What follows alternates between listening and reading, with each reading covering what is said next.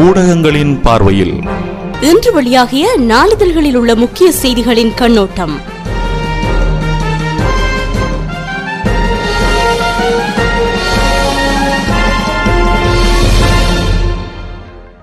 நேயர்களுக்கு வணக்கம் மற்றும் ஒரு ஊடகங்களின் பார்வை நிகழ்ச்சியூடாக இன்று உங்களை சந்திக்கிறோம். இன்றைய தினம் வெளிவந்துள்ள வீரகேசரி பத்திரிகையை முதலாவதாக பார்க்கலாம். வீரகேசரி பத்திரிகையின் இன்றைய பிரதான செய்தி, போலீஸ் அதிகாரங்களுக்கு தெரிவுக்குழு மூலமாகவே விடை காணப்பட வேண்டும். 13+ என்பது செனட் சபையாகும். அமைச்சரவையின் பேச்சாளர் அறிவிப்பு என்ற பிரதான செய்தியோடு அந்த பத்திரிகை வெளிவந்துள்ளது. இனப்பிரச்சினைக்கான தீர்விற்கு காணி அதிகாரத்தை வழங்குவதில் பிரச்சனை இல்லை, ஆனால் போலீஸ் அதிகாரத்தை வழங்குவதில் பாரிய சிக்கல்கள் உள்ளன. இதற்கு பாராளுமன்ற தெரிவுக்குழு ஊடாகவே விடை காணப்பட வேண்டும் என அரசாங்கம் அறிவித்துள்ளது.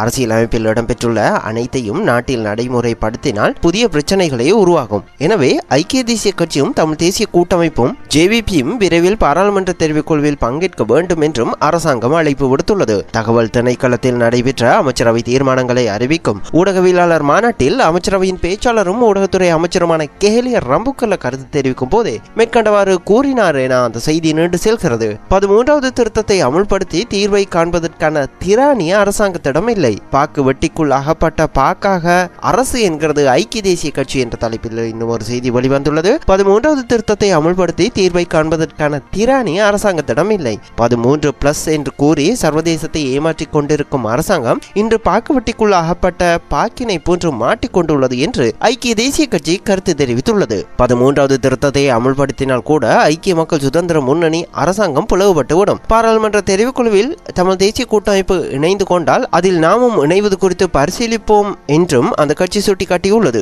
எதிர்க்கட்சி தலைவர் அலுவலகத்தில் நேற்று வியாழக்கிழமை நடைபெற்ற செய்தியாளர் சந்திப்பின் போது அந்த கட்சியின் கண்டி மாவட்ட எம்பி லக்ஷ்மன் கிரியல்ல மேற்கண்டவாறு தெரிவித்தார் என அந்த செய்தி நின்று செல்கிறது. தமிழ் கைதிகளின் உடைமைகள் சூறை என்ற தலைப்பில் இன்னும் ஒரு கட்டமிடப்பட்ட செய்தியும் வெளிவந்துள்ளது. புதிய மெகசின் சிறைச்சாலையில் செவ்வாய் அன்று இடம்பெற்ற கலவரத்தில் தமிழ் அரசியல் கைதிகளின் மாற்று உடைகள் மற்றும் அவர்கள் தமது வழக்குகள் தொடர்பில் வைத்திருந்த ஆவணங்கள் உள்ளிட்ட உடைமைகள் அனைத்தும் அளிக்கப்பட்டுள்ளதாக தெரிவிக்கப்படுகிறது. கலவரம் இடம்பெற்ற போது சிங்கள கைதிகளுக்கு தமிழ் அரசியல் கைதிகள் ஒத்துழைப்பு வழங்கவில்லை. அவர்களும் தமது போராட்டத்தில் சேர வேண்டும் என்பதற்காக அவர்கள் வெளியில் வர வேண்டும் என வற்புறுத்தப்பட்டதுடன் அச்சத்தில் இருந்த தமிழ் கைதிகளை அவர்களின் விடுதிகளின் கதவுகளை உடைத்து அவர்கள் மீது சிங்கள கைதிகள் தாக்குதல் நடத்த முற்பட்டதாகவும் இதனை அடுத்து பாதுகாப்பு கருதி அவர்கள் வேறு சிறைச்சாலைகளுக்கு மாற்றப்பட்டுள்ளதாகவும் தெரிவிக்கப்படுகிறது. இவ்வாறு மாற்றப்பட்ட போது தமிழ் அரசியல் கைதிகள் வெறும் கையுடனே அழைத்து செல்லப்பட்டனர். அவர்களது உடைமைகள் எதனையும் எடுப்பதற்கு அனுமதிக்கப்படவில்லை. இதனை அடுத்து புதன்கிழமை களுத்துறை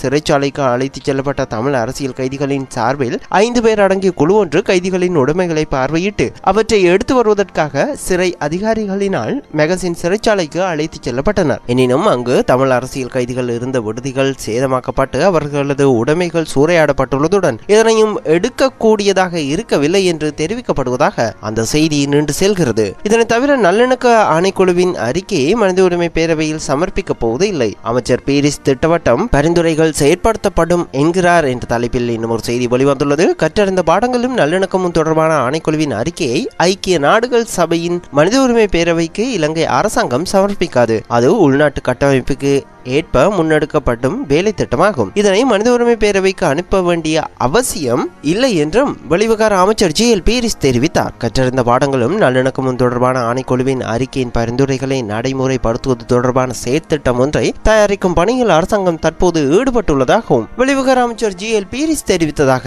அந்த செய்தி நீண்டு செல்கிறது. இதனை தவிர இரு நாடுகளுக்கு இடையிலான நல்லுறவை மேம்படுத்த பல்வேறு திட்டங்கள் முன்னெடுப்பு இந்திய தூதுவர் தெரிவிப்பு என்ற தலைப்பில் மற்றும் ஒரு செய்தி வெளிவந்துள்ளது.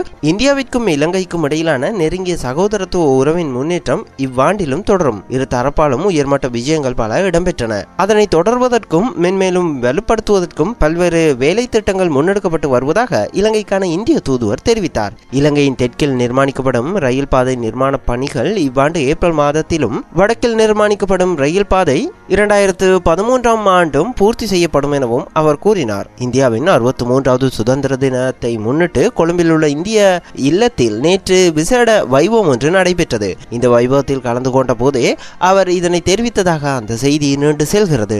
நாம் அடுத்ததாக இன்றைய தினம் வெளிவந்துள்ள லங்காதீப பத்திரிகையை பார்க்கலாம். லங்காதீப பத்திரிகையின் இன்றைய பிரதான செய்தியாக හිරගෙදර කැරල්ලට පිටිපසු සිට 25ක් හඳුනාගෙන என்ற தலைப்பில் ஒரு செய்தி வெளிவந்துள்ளது. சிறைச்சாலை சம்பவத்திற்கு பின்னணியில் செயற்பட்ட 25 பேர் அடையாளம் காணப்பட்டுள்ளதாக அந்த பிரதான செய்தியோடு இன்றைய லங்காதீப பத்திரிகை வெளிவந்துள்ளது. கடந்த செவ்வாய்க்கிழமை பொரல மெகசின் சிறைச்சாலையில் ஏற்பட்ட அசாதாரண நிலைமையின் பின்னணியில் செயற்பட்டவர்கள் அடையாளம் காணப்பட்டுள்ளனர். இவர்களில் 19 பேர் போதைப்பொருள் குற்றச்சாட்டின் அடிப்படையில் கைது செய்யப்பட்டவர்கள் எனவும் 6 பேர் அதிகாரிகள் எனவும் தகவல்கள் கிடைத்துள்ளதாக சிறைச்சாலை திணைக்களம் தெரிவித்துள்ளது. ஜனாதிபதி மஹிந்த ராஜபக்ச இந்த சம்பவம் குறித்து விசாரணைகளை நடத்துமாறு உத்தரவிட்டிருந்ததாகவும் இந்த உத்தரவுக்கு அமைய நடத்தப்பட்ட விசாரணைகளின் அடிப்படையிலே மேற்கண்ட 25 பேரும் அடையாளம் காணப்பட்டுள்ளதாகவும் அந்த செய்தி நீண்டு செல்கிறது. நாம் அடுத்ததாக இன்றைய தினம் தமிழகத்திலிருந்து வெளிவந்த தினமணி பத்திரிகையை பார்க்கலாம். தினமணி பத்திரிகையின் இன்றைய பிரதான செய்தி வலிமையை பறைசாற்றிய அணிவகுப்பு என்ற தலைப்பில் அந்த பத்திரிகை வெளிவந்துள்ளது. வல்லரசாக எழுச்சி பெற்று வரும் நமது இந்தியாவின் பெருமைமிகு 63வது குடியரசு தின விழா கோலாகலமாக நாடு முழுவதும் வியாழக்கிழமை கொண்டாடப்பட்டது.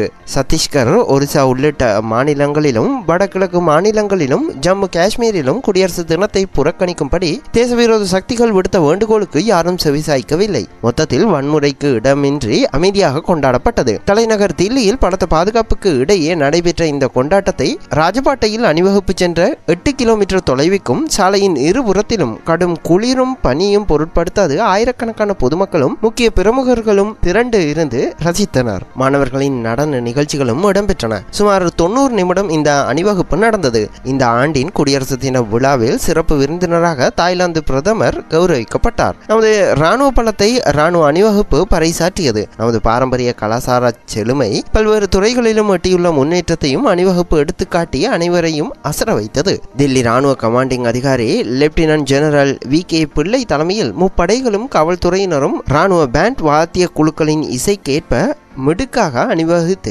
ராஜபேட்டையில் முப்படைகளின் தளபதியான குடியரசு தலைவர் பிரதிபா பாட்டேல் வணக்கம் செலுத்தி அவர்களது மரியாதையை ஏற்றார் என அந்த செய்தி நீண்டு செல்கிறது. இதனை தவிர பாமக நிறுவனர் ராமதாஸ் மீது வழக்கு என்ற தலைப்பில் மற்றொரு செய்தி வெளிவந்துள்ளது. உதவி பேராசிரியர் தாக்கி கொலை மிரட்டல் விடுத்ததாக பாமக நிறுவனர் ராமதாஸ் உட்பட 3 பேர் மீது விழுப்புரம் மாவட்டம் ஒலக்கூர் போலீசார் புதன்கிழமை வழக்கு பதிவு செய்தனர். பாமக நிறுவனர் ராமதாஸ் மீது புகார் அளித்துள்ள உதவி பேராசிரியர் மாய கிருஷ்ணன் மீது சரஸ்வதி கலை அறிவியல் கல்லூரி சார்பில் புதன்கிழமை புகார் மனு அளிக்கப்பட்டது. இதையடுத்து பாமக நிறுவனர் ராமதாஸ் மீது போலீசார் வழக்கு பதிவு செய்தனர் என அந்த செய்தி நீண்டு செல்கிறது. நாம் அடுத்ததாக இன்றைய தினம் வெளிவந்துள்ள தினத்தந்தி பத்திரிகையும் பார்க்கலாம். தினத்தந்தி பத்திரிகையின் பிரதான செய்தி ஜெயலலிதா பரிந்துரையின் பேரில் கவர்னர் அறிவிப்பு, தமிழக அமைச்சரவையில் மாற்றம், 2 அமைச்சர்கள் நீக்கம், என்ஆர்சி சிவபதி, என் சுப்பிரமணியம் புதிய அமைச்சர்கள் என்ற பிரதான செய்தியோடு அந்த பத்திரிகை வெளிவந்துள்ளது. தமிழக அமைச்சரவையில் இருந்து அக்ரி கிருஷ்ணமூர்த்தி, வேலுமணி ஆகியோர் நீக்கப்பட்டனர். புதிய அமைச்சர்களாக